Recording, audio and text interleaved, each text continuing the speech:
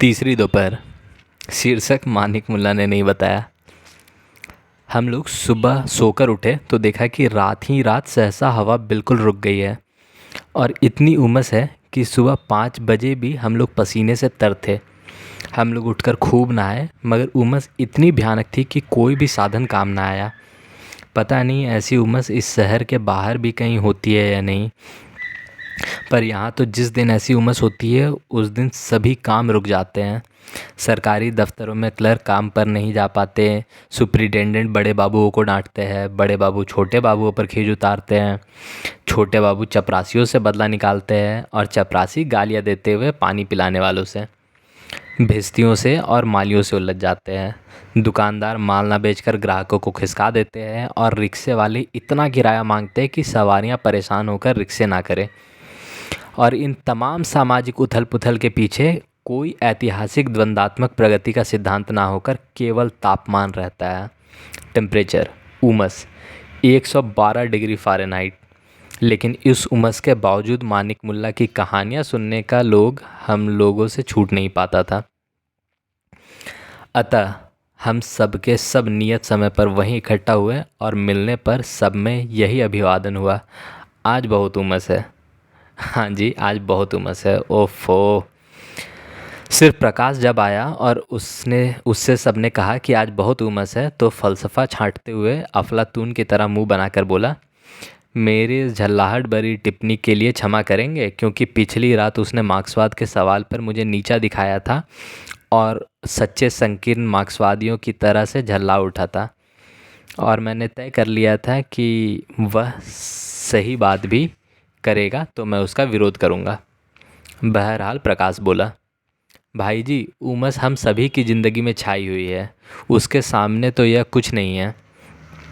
हम सभी निम्न मध्य श्रेणी के लोगों की ज़िंदगी में हवा का एक ताज़ा झोंका नहीं है। चाहे दम घुट जाए पर पत्ता नहीं हिलता। धूप जिसे रोशनी देना चाहिए हमें बुरी तरह झुलसा रही है और समझ में नहीं आता कि क्या करे। किसी न किसी तरह नई और ताज़ी हवा के झोंके चलने चाहिए, चाहे लू के ही झोंके क्यों ना हो। प्रकाश की इस मूर्खता भरी बात पर कोई कुछ नहीं बोला। मेरे झूठ के लिए क्षमा करें क्योंकि मानिक ने इस बात की ज़ोर से तायीद की थी, पर मैंने कह दिया था ना कि मैं अंदर ही अंदर चिढ़ गया हूँ। खैर, तो मानिक मुल्ला बोले, जब मैं प्रेम पर आर्थिक प्रभाव की बात करता हूँ तो मेरा मतलब यह रहता है कि वास्तव में आर्थिक ढांचा हमारे मन पर इतना अजब सा प्रभाव डालता है कि जब मन की सारी भावनाएं उससे स्वाधीन नहीं हो पाती है और हम जैसे लोग जो ना उच्च वर्ग के हैं ना निम्न वर्ग के, उनके यहाँ रूढ़ियाँ, परंपराएं, मर्यादाएं भी ऐसी पुरानी और विषाक्त हैं कि कुल मिलाकर हम सभी पर ऐसा प्रभाव पड़ता है कि हम यंत्र मात्र रह जाते हैं। हमारे अंदर उदार और ऊंचे सपने खत्म हो जाते हैं और एक अजब सी जड़ मूर्छना हम पर छा जाती है।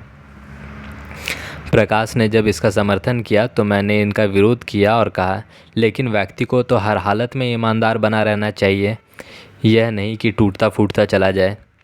तो मानिक मुल्ला बोले, यह सच है, पर जब पूरी व्यवस्था में बेईमानी है तो एक व्यक्ति की ईमानदारी इसी में है कि वह एक व्यवस्था द्वारा लादी गई सारी नैतिक विकृति को भी अस्वीकार करे और उसके द्वारा आरोपित सारी झूठी मर्यादाओं को भी, क्योंकि दोनों एक ही सिक्के के दो पहलू होते हैं। लेकिन हम यह विद्रोह नहीं कर पाते, अतः नतीजा यह होता है कि जमुना की तरह हर परिस्थिति से समझौता करते जाते हैं। लेकिन सभी तो जमुना नहीं होते, मैंने फिर कहा। हाँ, लेकिन जो इस नैतिक विकृति से अपने को अलग रखकर भी इस तमाम व्यवस्था के विरुद्ध नहीं लड़ते, उनकी मर्यादाशीलता सिर्फ परिष्कृत कायरता होती है, संस्कारों का अंधानुसरण। और ऐसे लोग भले आदमी कहलाए जाते हैं, उनकी तारीफ़ भी होती है, पर उनकी ज़िंदगी बेहद करुणा और भयानक हो जाती है। और सबसे बड़ा दुख यह है कि वे अपने जीवन का यह पहलू नहीं समझते और बैल की तरह चक्कर लगाते चले जाते हैं। मसलन मैं तुम्हें तन्ना की कहानी सुनाऊं। तन्ना याद है ना, वही मोहसर दलाल का लड़का। लोग व्यर्थ के वाद विवाद में ऊब गए थे, अतः मानिक मुल्ला ने कहानी सुनानी शुरू की। अकस्मात ओंकार ने रोककर कहा, इस कहानी का शीर्षक? मानिक मुल्ला इस व्याघात से झल्ला उठे और बोले, हटाओ जी, मैं क्या किसी पत्रिका की कहानी बेच रहा हूँ कि शीर्षक झगड़े में पढ़ूँ? तुम लोग कहानी सुनने आए हो या शीर्षक सुनने? या मैं उन कहानी लेखकों में से हूँ जो आकर्षक विषय वस्तु के अभाव में आकर्षक शीर्षक देकर पत्रों में संपादकों और पाठकों का ध्यान खींचा करते हैं? यह देखकर कि मानिक मुल्ला ओंकार को डांट रहे हैं, हम लोगों ने भी ओंकार को डांटना शुरू कर दिया। यहाँ तक कि जब मानिक मुल्ला ने हम लोगों को डांटा तो हम लोग चुप हुए और उन्होंने अपनी कहानी प्रारंभ की। तन्ना के कोई भाई नहीं था, पर 3 बहनें थीं। उनमें से जो सबसे छोटी थी, उसी को जन्म देने के बाद उसकी माँ गोलोक चली गई थी। रह गए पिताजी, जो दलाल थे। चूँकि बच्चे छोटे थे, उनकी देखभाल करने वाला कोई नहीं था। अतः तन्ना के पिता महेश्वर दलाल ने अपनी यह इच्छा जाहिर की कि किसी भले घर की कोई दबी ढकी सुशील कन्या मिल जाए तो बच्चों का पालन पोषण हो जाए, वरना अब उन्हें क्या बुढ़ापे में कोई औरत का शौक़ चढ़ा है? राम राम, ऐसी बात सोचनी भी नहीं चाहिए।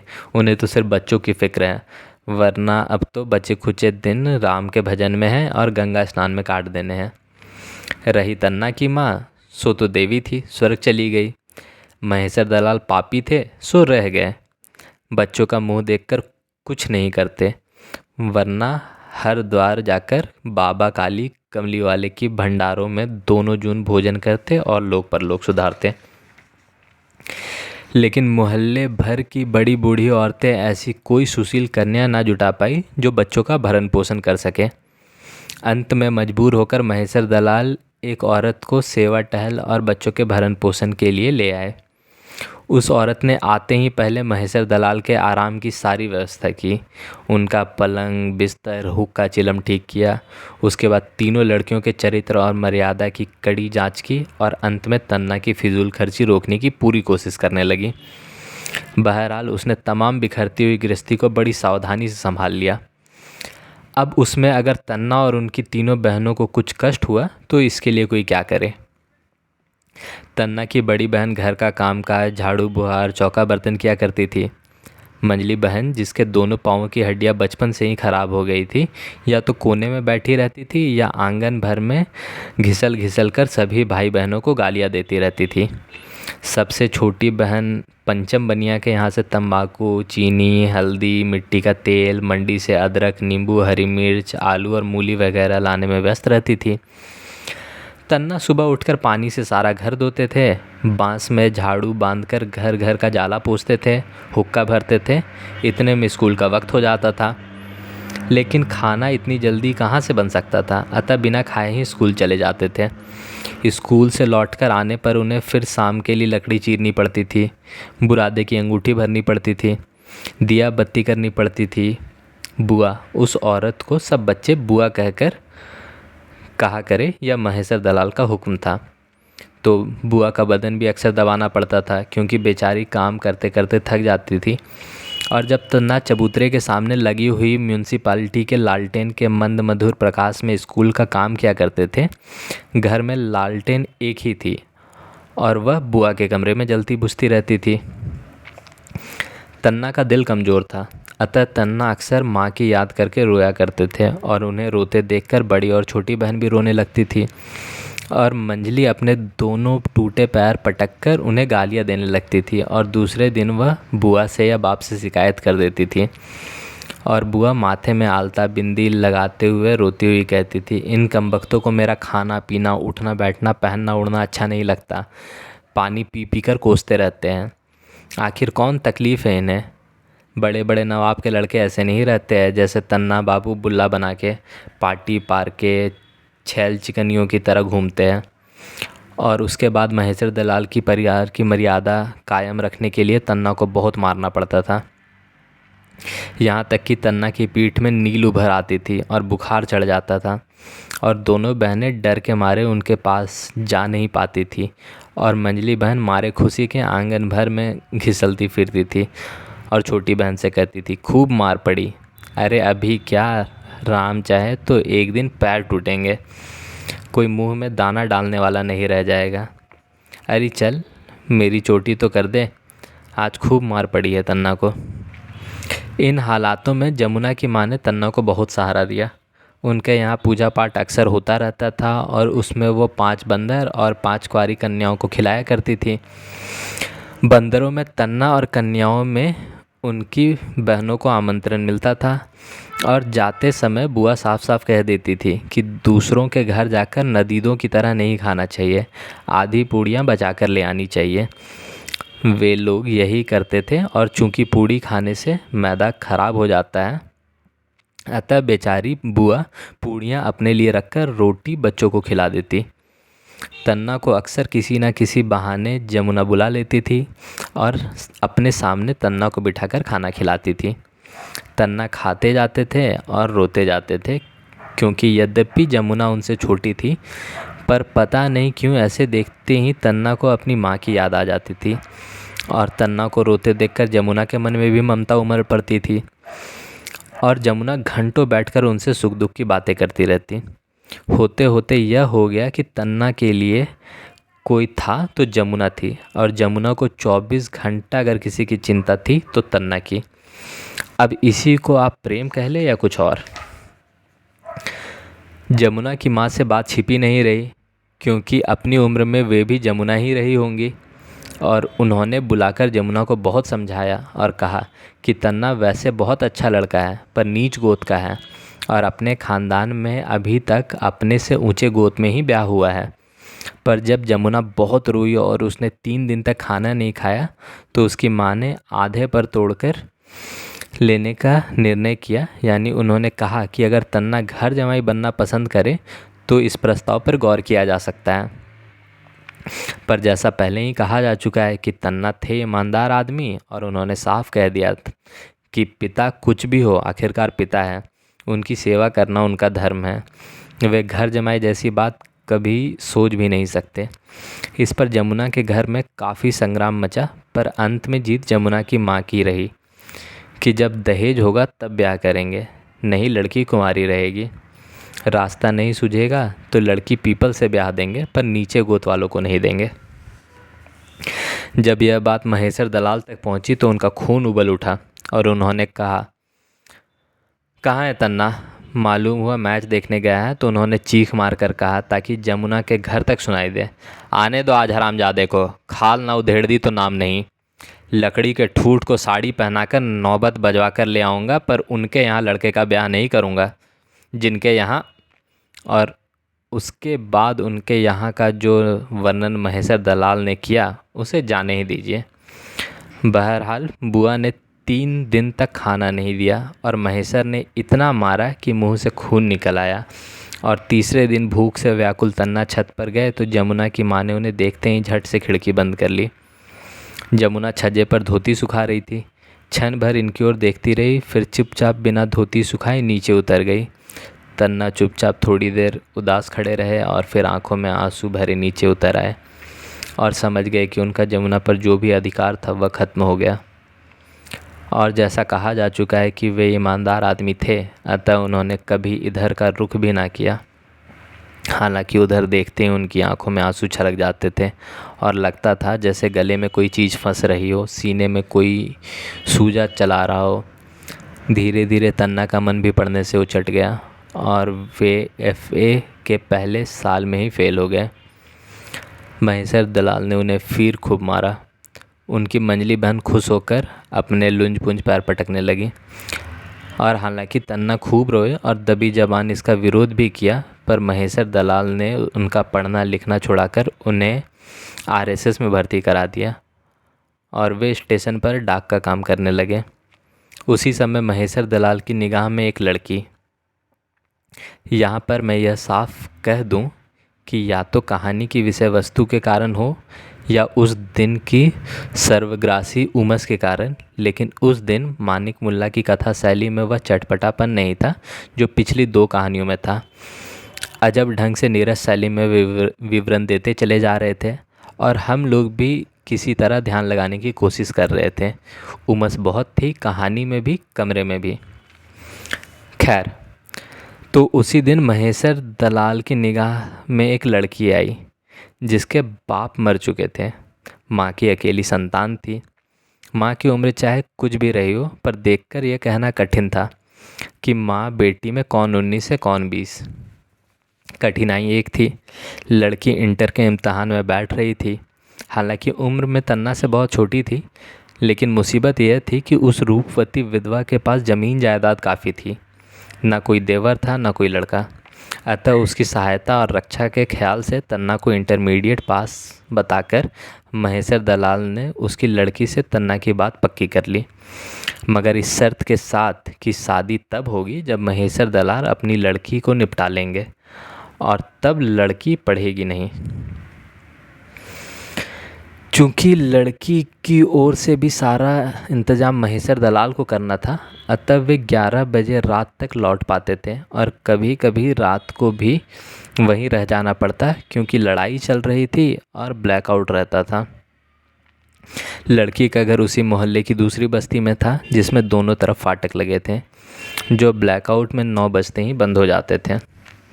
बुआ ने इसका विरोध किया और नतीजा यह हुआ कि महेश्वर दलाल ने साफ साफ कह दिया कि उसके घर में रहने से मोहल्ले में चारों तरफ 4 आदमी 4 तरह की बातें करते हैं। महेश्वर दलाल ठहरे इज्जतदार आदमी, उन्हें बेटे बेटियों का ब्याह निपटाना है, और ये वह ढोल कब तक अपने गले बांधे रहेंगे। अंत में हुआ यह कि बुआ जैसे हंसती इखलाती हुई आई थी, वैसे ही रोती कलपती अपनी गठरी मुठरी बांधकर चली गई, और बाद में मालूम हुआ कि तन्ना की माँ के तमाम जेवर और कपड़े जो बहन की शादी के लिए रखे हुए थे गायब है। इसने तन्ना पर एक भयानक भार लाद दिया। महेश्वर दलाल का उन दिनों अजब हाल था। मोहल्ले में यह अफवाह फैली हुई थी कि महेश्वर दलाल जो कुछ करते हैं वह एक साबुन बेचने वाली लड़की को दे आते हैं। तन्ना को घर का भी सारा खर्च चलाना पड़ता था, ब्याह की तैयारी भी करनी पड़ती थी। दोपहर को ARP में काम करते थे, रात को RSS में, और नतीजा यह हुआ कि उनकी आंखें धंस गई, पीठ झुक गई, रंग झुलस गया और आंखों के आगे काले धब्बे उड़ने लगे। जैसे तैसे करके बहन की शादी निपटी। शादी में जमुना आई थी, पर तन्ना से बोली नहीं। एक दालान में दोनों मिले तो चुपचाप बैठे रहे। जमुना नाखून से फर्श खोदती रही, तन्ना तिनके से दांत खोदते रहे। यूँ जमुना बहुत सुंदर निकल आई थी और गुजराती जूड़ा बांधने लगी थी, लेकिन यह कहा जा चुका है कि तन्ना ईमानदार आदमी थे। तन्ना का फलदान चढ़ा तो वह और भी सज धज के आई और उसने तन्ना से एक सवाल पूछा, भाभी क्या बहुत सुंदर है तन्ना?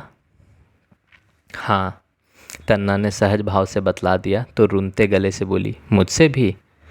तन्ना कुछ नहीं बोले, घबराकर बाहर चले आए और सुबह के लिए लकड़ी चीरने लगे। तन्ना की शादी के बाद जमुना ने भाभी से काफ़ी हेल मेल बढ़ा लिया। रोज़ सुबह शाम आती, तन्ना से भी बात ना करती, दिन भर भाभी के पास बैठी रहती। भाभी बहुत पढ़ी लिखी थी, तन्ना से भी ज़्यादा, और थोड़ी घमंडी भी थी। बहुत जल्दी मैके चली गई तो एक दिन जमुना आई और तन्ना से ऐसी ऐसी बातें करने लगी जैसे उसने कभी नहीं की थी। तन्ना ने उसके पांव छूकर उसे समझाया कि जमुना तुम कैसी बातें करती हो, तो जमुना कुछ देर रोती रहे और फिर फुफकारती हुई चली गई। उन्हीं दिनों मोहल्ले में एक अजीब सी घटना हुई। जिस दिन साबुन वाली लड़की का नाम महेश्वर दलाल के साथ लिया जाता था, वह एक दिन मरी हुई पाई गई। उसकी लाश भी गायब कर दी गई और महेश्वर दलाल पुलिस के डर के मारे जाकर समधियाने में रहने लगे। तन्ना की ज़िंदगी अजब सी थी। पत्नी ज़्यादा पढ़ी हुई थी, ज़्यादा धनी घर की थी, ज़्यादा रूपवती थी, हमेशा ताने दिया करती थी। मंजली बहन घिसल घिसल कर गालियाँ देती रहती थी। राम करे दोनों पाँव में कीड़े पड़े। अफसर ने उनको निकम्मा करार दिया था और उन्हें ऐसी ड्यूटी दे दी थी कि हफ्ते में 4 दिन और 4 रातें रेल के सफ़र में बीतती थी और बाकी दिन हेडक्वार्टर में डांट खाते खाते। उनकी फ़ाइल में बहुत शिकायतें लिखी गई थी। उन्हीं दिनों उनके यहाँ यूनियन बनी और वे ईमानदार होने के नाते उससे अलग रहे। नतीजा यह हुआ कि अफसर भी नाराज़ और साथी भी। इसी बीच में जमुना का ब्याह हो गया। महेश्वर दलाल गुजर गए। पहला बच्चा होने में पत्नी मरते मरते बची और बचने के बाद वह तन्ना से गंदी छिपकली से भी ज़्यादा नफरत करने लगी। छोटी बहन ब्याह के काबिल हो गई और तन्ना सिर्फ इतना कर पाए कि सूखकर कांटा हो गए, कनपट्टियों के बाल सफ़ेद हो गए, झुककर चलने लगे, दिल का दौरा पड़ने लगा, आँख से पानी आने लगा और मैदा इतना कमज़ोर हो गया कि एक कौर भी हजम नहीं होता था। डाक ले जाते हुए एक बार रेल में निमसार जाती हुई तीर्थयात्रिनी जमुना मिली, साथ में रामधन था। जमुना बड़ी ममता से पास आकर बैठ गई। उसके बच्चे ने मामा को प्रणाम किया। जमुना ने दोनों को खाना दिया। कौर तोड़ते हुए तन्ना की आंखों में आंसू आ गए। जमुना ने भी कहा कि कोठी है, तांगा है, खुली आबो हवा है, आकर कुछ दिन रहो, तंदुरुस्ती संभल जाएगी। पर बेचारे तन्ना, नैतिकता और ईमानदारी बड़ी चीज़ होती है। लेकिन उस सफ़र से जो तन्ना लौटे तो फिर पड़ ही गए। महीनों बुखार आया। रोग के बारे में डॉक्टरों की मुख्तलिफ राय थी। कोई हड्डी का बुखार बताता था तो कोई खून की कमी, तो कोई टीबी भी बता रहा था। घर का यह हाल कि एक पैसा नहीं है। पत्नी का सारा जेवर लेकर सास अपने घर चली गई। छोटी बहन रोया करे, मंजली घिसल घिसल कर कहे, अभी क्या, अभी तो कीड़े पड़ेंगे। सिर्फ यूनियन के लोग कुछ आकर अच्छी भली सलाहें दे जाते थे। साफ़ हवा में रखो, फलों का रस दो, बिस्तर रोज़ बदल देना चाहिए, और बेचारे करते ही क्या। होते होते जब नौबत यहाँ तक पहुँची कि उन्हें दफ्तर से खारिज कर दिया गया, घर में फाके होने लगे, तो उनकी सास आकर अपनी लड़की को लिवा ले गई और बोली, जब कमर में बूता नहीं था तो भंवरे में क्यों फिराई थी। और फिर यूनियन फ्यूनियन के गुंडे आकर घर में हुड़दंगा मचाते रहते हैं। तन्ना की बहनें उनके सामने चाहे निकले चाहे नाचे गए, उनकी लड़की यह पेशा नहीं कर सकती। इधर यूनियन उनकी नौकरी के लिए लड़ रही थी, और जब वे बहाल हो गए तो लोगों ने सलाह दी 2 हफ्ते के लिए चले जाए, बाकी लोग उनका काम करा दिया करेंगे और उसके बाद फिर छुट्टी ले लेंगे। उनका तन हड्डी का ढांचा भर रह गया था। चलते हुए आप नज़दीक से पसलियों को खड़खड़ाहट तक सुन सकते हैं। किसी तरह हिम्मत बांधकर चले गए। अफसर लोग चिढ़े हुए थे। मेल ट्रेन पर रात की ड्यूटी लगा दी, और वह भी ऐन होली के दिन। रंग में भीगते हुए, थर थर काँपते हुए स्टेशन गए। सारा बदन जल रहा था। काम तो साथियों ने मिलकर कर दिया, वे चुपचाप पड़े रहे। डिब्बे में अंदर सिलन थी, बदन टूट रहा था, नसें ढीली पड़ गई। सुबह हुई, टुंडला आया, थोड़ी थोड़ी धूप निकल आई थी। वे जाकर दरवाजे के पास खड़े हो गए। गाड़ी चल दी। पाँव थर थर काँप रहे थे। सहसा इंजन की पानी की टंकी की झूलती हुई बाल्टी उनकी कनपट्टी में लगी और फिर उन्हें होश नहीं रहा। आंखें खुली तो टुंडला के रेलवे अस्पताल में थे। दोनों पाँव नहीं थे। आसपास कोई नहीं था। बेहद दर्द था। खून इतना निकल चुका था कि आँख से कुछ नहीं दिखाई पड़ रहा था।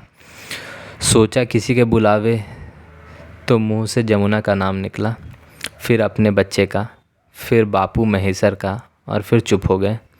लोगों ने बहुत पूछा किसे तार दे दे, क्या किया जाए, पर वे कुछ नहीं बोले। सिर्फ मरने के पहले उन्होंने अपनी दोनों कटी टांगें देखने की इच्छा प्रकट की, और वे लाई गई तो ठीक से देख नहीं सकते थे, अतः बार बार उन्हें छूते दबाते थे, उठाने की कोशिश करते और हाथ खींच लेते थे और थर थर काँपने लगते थे। पता नहीं मुझे कैसा लगा कि मैं निष्कर्ष सुनाने की प्रतीक्षा किए बिना चुपचाप उठकर चला गया।